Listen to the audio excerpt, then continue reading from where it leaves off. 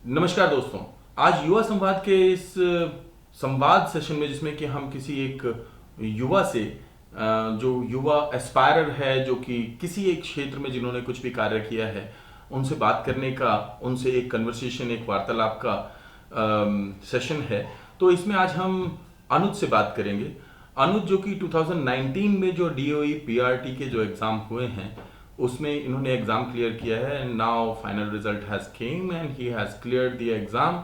बहुत समय से जुड़े हुए हैं, तो ये हमारे लिए बहुत अच्छी बात है कि ये हमसे काफ़ी समय से जुड़े हुए हैं। और मुझे लगा कि आज सभी जो विद्यार्थी हैं जो कि कंपटीशन की प्रिपरेशन कर रहे हैं, जो कि आगे इस एग्ज़ाम की या किसी भी एग्ज़ाम की प्रिपरेशन करना चाहते हैं और उनके अपनी कुछ प्रश्न हैं, उनकी अपनी कुछ समस्याएं हैं, उनको डील करना चाहते हैं, उनके लिए एक अच्छा एक्सपीरियंस रहने वाला है। बिकॉज ये एक बहुत ही सीरियस कैंडिडेट हैं जो कि हमेशा से, और मैंने काफ़ी समय तक देखा है कि इन्होंने लगभग अपने हर एक कमजोरी को जो कि इस एग्ज़ाम के दौरान थी उसको दूर करते हुए, और आज की डेट में ये उन सभी के लिए जो कि इन्हें जानते हैं, जो इन्हें मिलते हैं, उन सभी के लिए एक एग्जाम्पल बन चुके हैं। तो चलिए शुरुआत करते हैं और जानते हैं अनुज के बारे में।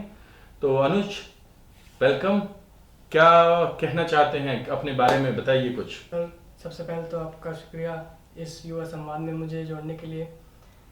ये एक तरह से इंट्रोडक्शन है मेरा, ताकि आगे जो स्टूडेंट हैं वो भी देख पाएँ कैसे तैयारी करनी है आगे, और सीख पाएँ क्या गलतियां मैंने की और क्या उन्हें करना चाहिए, ताकि उनका भी सिलेक्शन जल्द से जल्द हो जाए।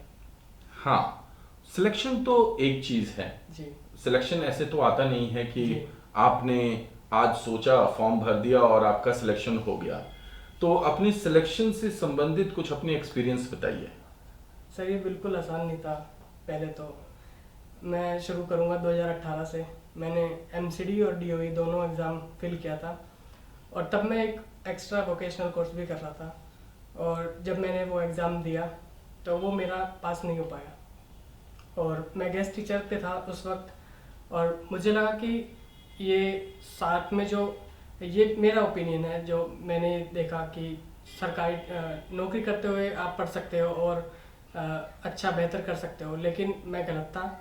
और इसी वजह से फिर मैंने आपसे और कई लोगों से गाइडेंस लेकर ये सोचा कि मुझे अभी सिर्फ प्रिपरेशन करनी चाहिए, अपने भविष्य के लिए अभी मेहनत करनी चाहिए, क्योंकि अभी हम कर सकते हैं। और जो नौकरी का सवाल है वो आपको मिलेगा अगर आप मेहनत करते हो तो। हम्म। तो क्या मतलब ये जो एक्सपीरियंस आपका रहा, इसमें आपकी फैमिली का क्या रोल है, और आपके आसपास में जो लोग हैं जो कि जिन्होंने आपको उत्साहित किया होगा, जिनकी अपनी एक भूमिका रही होगी, उनके बारे में कुछ बताइए। जी सर, मेरे जो दोस्तों का वो है ग्रुप, उसमें से कई लोगों का हुआ, और उन्होंने भी मुझे मोटिवेट किया कि तुम्हें पढ़ना चाहिए क्योंकि बेहतर कर सकते हो। हाँ। और सही में शुरुआत हुई 2019 में, जब रिजल्ट आया डीओई और एमसीडी का, और जब मुझे पता चला कि ये क्लियर नहीं हुआ, तो ये बहुत अफसोस सा था मेरे लिए, और खासकर मेरे माता पिता के लिए। मैं बहुत सपने देखे थे कि मैं उन्हें ये खुशखबरी दूंगा और वे खुश हो जाएंगे, लेकिन जब ऐसा नहीं हुआ तो बहुत दुविधा में था मैं कि क्या करना चाहिए, क्या मुझे इस जॉब में बना रहना चाहिए या आगे बढ़ना चाहिए। तो जो मेरे पीयर थे उन्होंने भी मुझे सलाह दी कि आप पढ़ें, और कुछ टीचरों ने भी अच्छा साथ दिया मुझे। कुछ लोग भी थे जो मना कर रहे थे कि जॉब ना छोड़ी जाए और इस जॉब के साथ साथ आप एग्ज़ाम क्लियर करें, लेकिन अंत में मैंने फैसला किया कि जॉब छोड़कर मैं एग्ज़ाम की तैयारी करूं। और जो मुझे मोटिवेशन मिला वो मुझे मिला उन 99 मार्क्स से और 98 मार्क्स से, जिससे मुझे लगा कि शायद मैं इससे और बेहतर कर सकता हूं। और डीएसएसबी में ये जो गैप मैं फिल करना चाहता था 120 या 130 तक लाने में, जिसे सेफ स्कोर समझा जाता है, मुझे लगा कि शायद एक और ट्राई करनी चाहिए, और मैंने वो छोड़ा नहीं, मैंने ट्राई किया और शायद सब सक्सेस रहा। तो आपने जो 2017-18 का जो एग्ज़ाम था जी उसमें लगभग 98 या 99 मार्क्स ये आपने कवर जी किए दोनों एग्ज़ाम्स में। जी और जो फासला था वो अच्छा खासा था, मतलब कि जी लगभग 30 नंबर का रह गया था। जी और इसलिए आपने अपनी जॉब को छोड़ा और फिर आपने प्रिपरेशन की।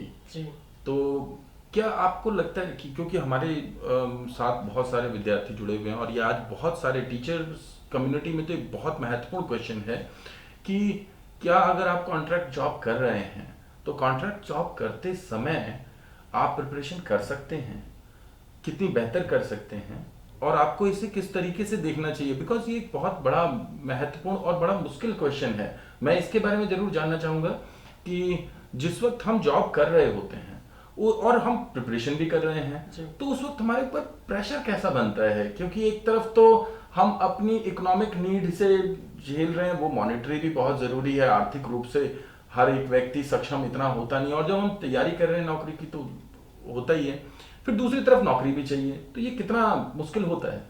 सर दरअसल जब मैं पढ़ाता था और स्कूल में जाकर बच्चों से रूबरू होता था तो मुझे लगता था ये बेमानी सी हो रही है कि मैं अपना आधा समय स्कूल में देता हूँ और कुछ समय निकाल पाता हूँ अपनी सेल्फ स्टडी के लिए। तो ये बात मुझे बहुत खटकती थी और मुझे लगा कि मुझे परमानेंट होने के लिए तैयारी करनी चाहिए। तो इसी बीच मुझे लगा कि मैं अपना पूरा समय या तो टीचिंग पर नहीं दे पा रहा हूँ ना अपनी सेल्फ स्टडी पे। तो मैंने ये बहुत मुश्किल फैसला था, इस वजह से मम्मी पापा को भी विश्वास में लेना पड़ा और मुझे सबसे जो महत्वपूर्ण चीज़ है कि उन्होंने मुझ पर विश्वास जताया और उन्होंने मुझे रोका नहीं इस जॉब को छोड़ने के लिए, क्योंकि आजकल हम अगर सच बात कहें तो जॉब मिलना इतना भी आसान नहीं है, और ख़ासतौर से टीचिंग लाइन में मैं कहूँ तो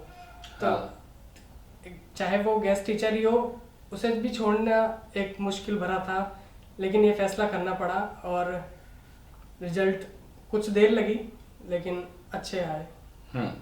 तो जिस वक्त में आपने 98 या 99 मार्क्स का स्कोर किया और आपको डेफिनेट सी बात थी कि एक जो भी हमारे लोग देख रहे हैं या जो लोग प्रिपरेशन कर रहे हैं उनको पता है कि 90 या 100 के बीच में आप हैं और आपको 120 या 130 तक का फासला तय करना है, तो ये मुश्किल है, बहुत आसान तो है नहीं। तो क्या स्ट्रैटेजी रही उसके लिए आपकी?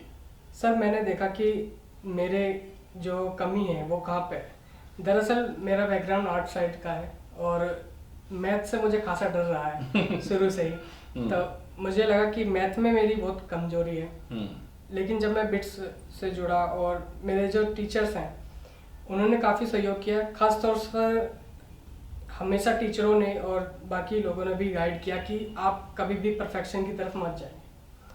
आप 20 में से 20 लाने का या 20 में से 19 लाने का ना सोचें। अगर आपका कोई सब्जेक्ट वीक है तो उस पर उतना काम करें जितना आपको ज़रूरत है, क्योंकि आप अगर उसमें ज़्यादा अंदर तक जाएंगे तो वो बाकी सब्जेक्ट को दिक्कत करेगा। और ना सिर्फ पढ़ाई, इस पेपर में आपकी ट्रिक्स भी लगती हैं, और क्योंकि ये नेगेटिव मार्किंग का है और सबसे क्रूशियल चीज़ है कि 120 मिनट्स का है, उसमें आपको कैसे बेहतर करना है ये बहुत चैलेंजिंग है। क्योंकि कई बार हम पेपर देखते हैं घर पर और पुराने पेपर्स को तो देखते हैं कि अरे ये तो मैं कर देता या मुझसे क्यों नहीं हुआ, लेकिन जब हम असल में वो पेपर कर रहे होते हैं तब बहुत पेशेंस और कहें कि टैक्टिक्स लगानी पड़ती है आपको, कौन सा क्वेश्चन करना है कौन सा नहीं। और इसी वजह से मैथ में जो मैंने सोचा था वो सिर्फ मैंने 12 मार्क्स लेने का सोचा था और वो मैंने किया। मैंने 11 अटेम्प्ट किए और शायद वो सही अटेम्प्ट किए। गुड। तो आप कहना चाहते हैं कि आपने स्ट्रैटेजी को, डेफिनेटली आपके टीचर्स ने हेल्प किया होगा, लेकिन जो आपने स्ट्रैटेजी बनाई वो कुछ इस तरीके से बनाई कि आप पूरा कोर्स कंप्लीट ना करें। जी। तो जो 20 नंबर का जो मैथ्स आता है वो पूरे कोर्स में से आता है।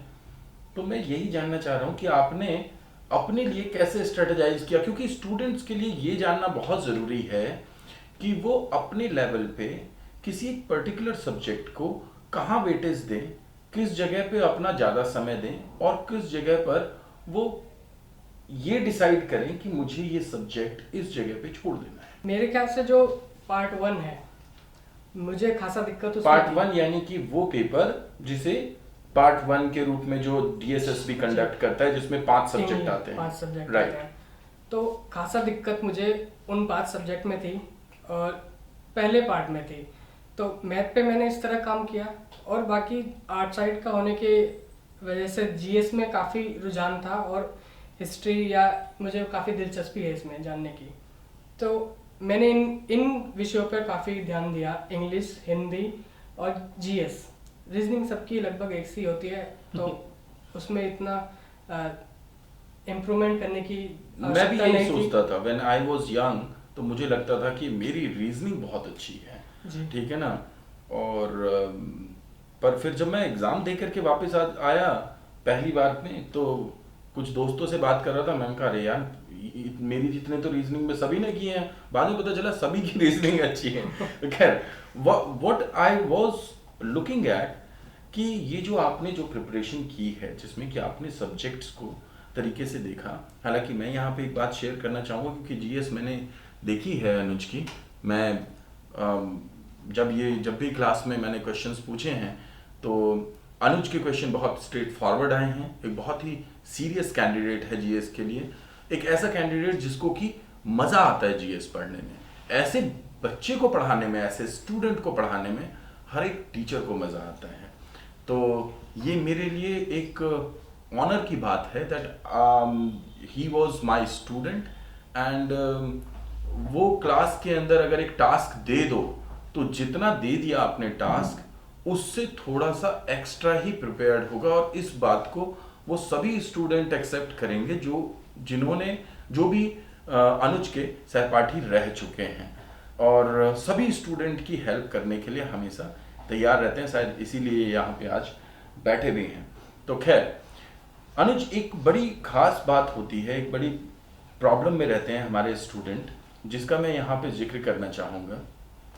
वो ये है कि आपकी प्रिपरेशन में आपकी तैयारी का या इंस्टीट्यूशन का या जो आज की डेट में नए नए माध्यम जुड़ रहे हैं, जी। भाई एक बहुत बड़ा इंस्टीट्यूशनल, मैं कहूँगा एक बहुत बड़ा माफिया बन गया है जी।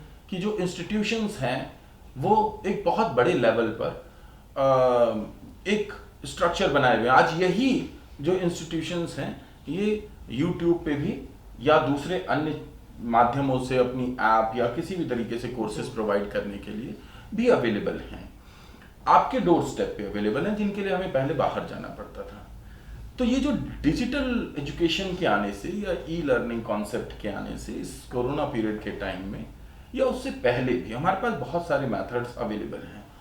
आप क्या सोचते हैं कि आज स्टूडेंट की क्या अप्रोच रहनी चाहिए, मतलब मीन्स आपकी क्या अप्रोच थी, तो उससे हमारे स्टूडेंट्स को कुछ अंदाजा हो पाएगा कि उन्हें क्या अप्रोच रखनी चाहिए और उनकी गलती कहाँ पे रही। जहाँ तक सवाल सेल्फ स्टडी और जो इंटरनेट का माध्यम है, ऑनलाइन आप पढ़ना चाहें या फिर इंस्टीट्यूट ज्वाइन करना चाहें, इसका सवाल है, तो मेरी राय होगी कि आप सबसे पहले सेल्फ स्टडी करें, अपना ज़्यादा से ज़्यादा समय सेल्फ स्टडी को दें। और अगर हम इनको समझें तो ये बिंदुवार इस तरह होंगे कि आप सबसे पहले अपनी सेल्फ स्टडी को एक प्रॉपर टाइम दें। अपनी मेज के आगे आप सिलेबस लगा सकते हैं या आप जो करना चाहते हैं छोटे गोल बनाएं ताकि वे पूरे कर सकें। इतने लंबे नहीं कि ये पूरी किताब करनी है या ये पूरा सब्जेक्ट ही आप लेके अलग बैठ जाएं, ये करना गलत होगा। आप सभी सब्जेक्ट को अपना थोड़ा थोड़ा टाइम दें। और दूसरा मैंने ये पाया कि इंस्टीट्यूट ज्वाइन करना भी काफ़ी महत्वपूर्ण है, क्योंकि इंस्टीट्यूट में काफ़ी टीचर होते हैं अलग अलग सब्जेक्ट के, वे नए नहीं होते, उन्हें अनुभव होता है कि किस सब्जेक्ट में क्या करना है क्या नहीं करना। और ये काफ़ी महत्वपूर्ण रहा मेरी तैयारी के बीच। बिट्स ज्वाइन करने के बाद इंस्टीट्यूट में मुझे ख़ास तौर पर सलाह दी गई कि मैं अपने पार्ट 2 की प्रिपरेशन ना करूं, एक पैकेज लेके, और इसको मैं इस तरह करूं कि मैं क्वेश्चनर करूं और जो कुछ नई चीज़ें जुड़ती हैं उनसे अपडेट रहूं, क्वेश्चन करूं, तो इसमें मुझे काफ़ी मदद मिली और पार्ट 1 पे काफ़ी फोकस रहा इंस्टीट्यूट की ओर से और मुझे गाइडेंस मिलती रही। तीसरा मैं कहना चाहूँगा कि गाइडेंस बहुत महत्वपूर्ण है आपके लिए, क्योंकि हम कई बार कंफ्यूज हो जाते हैं कि ये सब्जेक्ट प्रॉपर कैसे तैयार करना है। क्योंकि अगर हम हिस्ट्री को लें, हिस्ट्री जीएस का सिर्फ एक छोटा सा पार्ट है और जीएस अपने आप में ही कई सब्जेक्टों को कैरी करती है, सब आप जानते हैं। और हिस्ट्री पढ़ने में जो मुझे काफ़ी इंटरेस्ट था, तो मैं काफ़ी तह तक चला जाता था। कई बार मैं एनसीईआरटी भी देख लेता था या उसके बारे में विकिपीडिया में जाके काफ़ी अंदर तक डिटेल ले लेता था। लेकिन मुझे फिर सर ने समझाया कि ये अभी आप इतनी तह तक ना जाएं और अपना समय बचाकर बाकी सब्जेक्टों पर भी ध्यान दें। और चौथी और आखिरी बात मैं इस बारे में कहूँगा कि मुझे पहले तक लगता था कि लाइब्रेरी इतना असरदार नहीं है या आप घर बैठ के भी पढ़ाई कर सकते हैं। मैं नहीं कहूँगा कि आप लाइब्रेरी जाएं और खासा उसे ढूंढें। अगर आपके घर का माहौल अच्छा है तो आप वहाँ पे भी पढ़ सकते हैं, लेकिन लाइब्रेरी में मैंने ये महसूस किया कि आपकी एफिशिएंसी काफ़ी हद तक बढ़ जाती है। तो इसके लिए मैं छोटी सलाह दूंगा कि आपका एग्ज़ाम जब भी है उससे 1 महीना पहले ज़रूर लाइब्रेरी ज्वाइन करें और अपना समय वहाँ पे बिताएं, क्योंकि आपके पास और कुछ जो भटकाने वाली चीज़ें हैं या जो भी आपको स्टडी से दूर करती हैं वो ख़त्म हो जाती हैं और आपका पूरा ध्यान स्टडी पे ही रहता है और आपका कॉन्फिडेंस का लेवल काफ़ी बढ़ जाता है और एक दिन आपको खुद एहसास होने लगता है कि मैं काफ़ी हद तक ये पेपर करने में सक्षम रहूँगा। बढ़िया है। तो ये जो अनुभव है, जहाँ तक मैं अगर एक अनुभव शेयर करूँ तो Anuj used to prepare lot GS, और जब क्लास होती थी जीएस की तो उसमें हमारा प्रोसीजर ये चलता था कि हम एक टॉपिक करेंगे, उसके बाद उससे संबंधित क्वेश्चन आंसर लेंगे और क्वेश्चन आंसर का फिर डिस्कशन करेंगे नेक्स्ट डे। तो जब मैं अगले दिन क्वेश्चन आंसर का डिस्कशन करने लगता था तो एक कॉपी के अंदर बहुत ही स्पेसिफिकली अगर 30 क्वेश्चंस थे अगर हैंडआउट में, तो वो 30 क्वेश्चंस के एक्सप्लेनेशन लिख करके, और अगर किसी बच्चे ने प्रिपेयर किए हुए हैं तो that is Anuj. And I felt very good, क्योंकि एज अ टीचर आप क्या चाहते हैं कि आपके दिए हुए कार्य पे कोई विद्यार्थी अगर रेगुलर अगर काम कर रहा है और वो उसे अप टू डेट करके ला रहा है तो बहुत बढ़िया बात है। एक और चीज़ शेयर करना चाहूँगा, जैसे कि अनुज ने कहा कि इंस्टीट्यूशन में उनको ये खास करके एक एडवाइस किया गया कि वो पेपर 2 को ज्वाइन ना करें, क्योंकि अनुज ने पहले साइकोलॉजी पढ़ी हुई थी और उनका बैकग्राउंड तैयार था। तो जब हमने इनको ट्रायल सेशन के दौरान जब ट्राई किया और जब ये पाया कि इनकी तैयारी ठीक ठाक है सेकंड पेपर की, तो हमने इनको हमेशा इसी बारे में कहा कि आप फर्स्ट पेपर को ही ज्वाइन करें, पार्ट 1 को ज्वाइन करें जिसमें कि 5 सब्जेक्ट्स होते हैं, और अपना जो साइकोलॉजी का जो एजुकेशन साइकोलॉजी का जो सेकंड सेक्शन आता है उसको सेल्फ प्रिपरेशन से रखें और फिर बाद में कभी अगर टेस्ट सीरीज वगैरह जो भी हैं उनको ज्वाइन करके और तैयारी करें। और इस स्ट्रैटेजी ने कहीं ना कहीं इनकी हेल्प की। As far as library is concern, मैं हमेशा से इस चीज़ को फेवर करता हूँ, और जैसा अनुज ने शेयर भी किया कि आप अगर यूट्यूब या ऐसे जो दूसरे माध्यम हैं या बहुत प्रकार के भांति भांति के मटेरियल अवेलेबल हैं, बहुत सारे गाइड अवेलेबल हैं, सभी अच्छे हैं, लेकिन आपको ये देखना है कि आपको ज़रूरत कितनी है और किस तरीके से कर सकते हैं। एक और क्वेश्चन बनता है यहाँ पे कि जो लोग पीआरटी की प्रिपरेशन कर रहे हैं, स्पेसिफिकली जो पीआरटी की प्रिपरेशन कर रहे हैं, उनको अपने पार्ट 1 के लिए और पार्ट 2 के लिए बुक्स चूज करते समय क्या ध्यान रखना चाहिए? बुक्स, उन्हें सबसे पहले तो प्रीवियस ईयर के क्वेश्चन देखने चाहिए कि क्वेश्चन किस तरह के बन रहे हैं, और उन क्वेश्चनों को लेकर फिर टॉपिक की ओर जाना चाहिए और फिर टॉपिक से उस टॉपिक को क्लियर करें और उन क्वेश्चनों पे बार बार रिवीजन करें।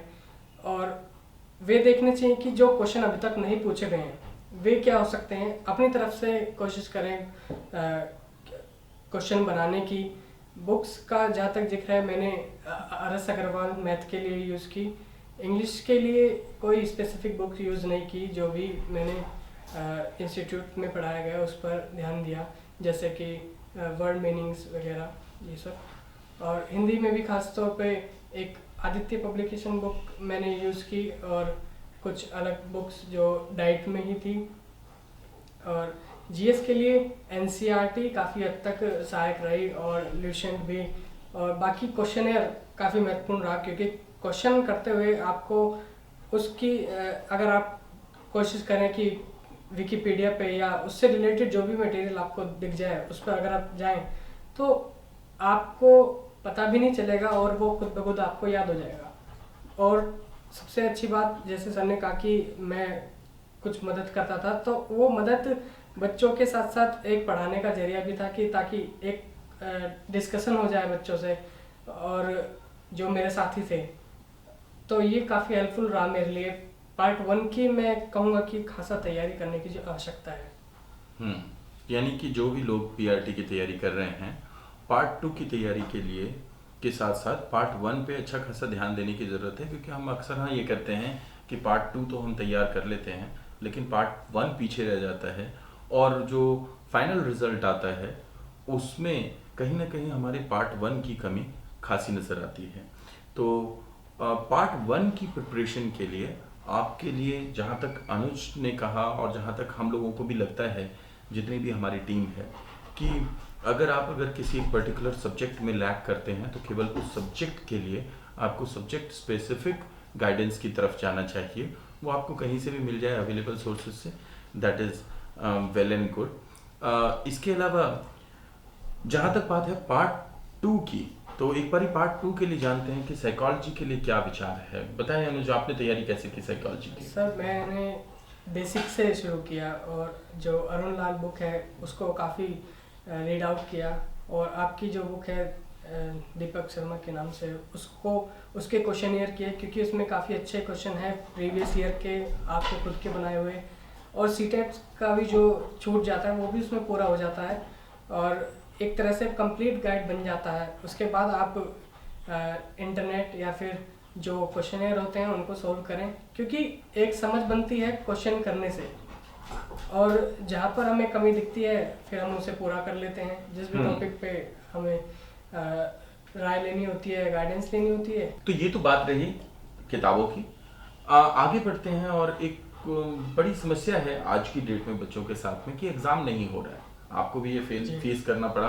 2017-18 से 19 के बीच का जो टाइम पीरियड था, हालांकि उस दौरान बहुत ज़्यादा गैप नहीं था, लेकिन फिर भी जिस वक्त हमारे सामने एक सिचुएशन होती है कि हम प्रिपरेशन कर रहे हैं लेकिन कोई सामने एग्ज़ाम नहीं दिख रहा, तो अपने आप को इंटैक्ट रखने के लिए, उत्साहित रखने के लिए क्या स्ट्रैटेजी लगानी चाहिए? किस तरीके से आपने मैनेज किया? इस दौरान कई बार मैं भी फोकस नहीं कर पाता था और सोचता था कि क्या करूं। कई बार गाइडेंस भी ली तो कुछ गाइडेंस मिली कि हमें कुछ थोड़ा रेस्ट देना चाहिए अपनी स्टडी को। अगर लगातार हम उसके पीछे चलते रहेंगे तो भी अच्छा नहीं होगा। रेस्ट इतना देना है ताकि आप उसके टच में भी बने रहें और उससे ज़्यादा दूर भी ना जाएं। इस बीच अगर आप पे समय हो, आप कुछ किताबें पढ़ सकते हो जो कहानी के तौर पे हो, जो मोटिवेट करें आपको। ये तो बात रही बुक्स की, लेकिन एक क्वेश्चन उठता है कि जिस वक्त में एग्ज़ाम नहीं है लेकिन आप प्रिपरेशन में लगे हुए हैं, एक जगह पे आकर के आपको लगता है कि वाई आई एम प्रिपेयरिंग, और फिर वो उत्साह कम होने लगता है। ये सिचुएशन आपके साथ भी हुई होगी, आपने क्या किया उस दौरान? ये बहुत हेल्प करेगा हमारे विद्यार्थियों की। मेरे ख्याल से यही वो सही समय है जब आपको कोई चीज़ आगे ले जाती है और बाकियों को थोड़ा आपसे पीछे करती है, क्योंकि अगर हम आखिरकार में देखें ये एक तरह से कंपटीशन ही है और इस कंपटीशन में आगे रहने के लिए आपको कुछ तो अलग करना ही होगा। लेकिन अब कई बार ऐसा मौके आते हैं जब आपको हताशा होती है क्योंकि एग्ज़ाम की डेट काफ़ी आगे जाती है। और जैसा कि अगर मैं इस पर्टिकुलर वैकेंसी की बात करूं, जब सबसे शुरू में हमने देखा था कि केवल 616 वैकेंसी आई हैं तो काफ़ी डिमोटिवेट हो गए थे हम, जो मेरे साथी हैं वे भी। लेकिन टीचर ने हमें काफ़ी मोटिवेट किया और आगे बढ़ते रहने के लिए आगे सुझाव दिए हाँ। कि कैसे हम इस समय को पार कर सकते हैं और कैसे बाकियों से आगे रह सकते हैं, क्योंकि हमें भी ये अंदाज़ा नहीं था कि एग्ज़ाम इतनी जल्दी होगा। और इस दौरान आप अगर काफ़ी कुछ नहीं पढ़ने का मन कर रहा है आपके एकेडमिक में से, आप कुछ मोटिवेशनल बुक्स पढ़ सकते हैं। जैसे मैंने तोतो चैन एक स्टोरी है, बुक है, जो मेरे ख्याल से सभी टीचर्स को पढ़नी चाहिए और जो भी टीचर बनना चाहता है उनको भी पढ़नी चाहिए। ये बहुत अच्छी स्टोरी है क्योंकि ये एक रियल इवेंट पे बेस है, तो ये काफ़ी हद तक आपको मोटिवेट करेगी। उसमें काफ़ी दिलचस्प किस्से हैं, कैसे आप अपनी ज़िंदगी को बेहतर कर सकते हैं और कैसे अगर आप बहुत नीचे लेवल पे हैं, अगर समाज ऐसा सोचता है कि आप नहीं कर सकते वो चीज़, एक दिन आप खुद पाएंगे कि आप किस मुकाम तक पहुंच गए हैं। That's good to hear. इसके अलावा अगर आप कुछ शेयर करना चाहें विद्यार्थियों से। मैं शेयर करना चाहूँगा कि आपका सबसे आखिर में कॉन्फिडेंस ही आपका साथ देता है, जो बहुत ही एक कहें पिलर की तरह मजबूती रहती है इसकी, क्योंकि ये कॉन्फिडेंस आपको बताता है कि आप कितना कर चुके हैं और कितना करना बाकी है, और इसी कॉन्फिडेंस के चलते आप एग्ज़ाम में बेफिक्र होकर बैठ सकते हैं। मैं अगर पुराने एक्सपीरियंस की बात करूं, जब कॉन्फिडेंस काफ़ी लो था, जब मैं एग्ज़ाम सेंटर पर पहुंचता था तो मैं देखता था कई अदर स्टेट्स के बच्चे हैं, काफ़ी भीड़ हो रही है गेट के पास, और रोल नंबर देखने में भी थोड़ी दिक्कत होती थी मुझे। मैं इतना एक्सट्रोवर्ट पर्सन नहीं हूँ, तो आधा डर तो मेरे को वहीं पे लग जाता था गेट के पास पहुंचने पे कि कैसे होगा ये सब। लेकिन ज्वाइन करने के बाद, बिट्स या गाइडेंस मिलने के बाद ये पता चला कि कॉन्फिडेंस आप में एक बूस्ट लाता है जो आपको रुकने नहीं देता। वो आपको पढ़ाई में, नई चीज़ें जानने में, एकेडमिक से जुड़े रहने में बहुत मदद करता है। ये आपको सुबह उठने में भी मदद करता है क्योंकि आपके दिमाग में चलता रहता है कि मुझे ये काम करना है, मुझे इस के क्वेश्चनर बनाने हैं, या इस टेस्ट में मुझे और बेहतर करना है। तो कॉन्फिडेंस आपको स्टडी से ही आएगा और कोई शॉर्टकट नहीं है, सिर्फ हार्डवर्क है, और यही कहना चाहूँगा। तो आज का ये जो सेशन है, thank you so much Anuj Thank you so for sharing your views, और ये बहुत हेल्प करने वाला है उन सभी विद्यार्थियों की जो कि DSSP स्पेसिफिकली और इन जनरल किसी भी एग्ज़ाम की प्रिपरेशन कर रहे हैं। क्योंकि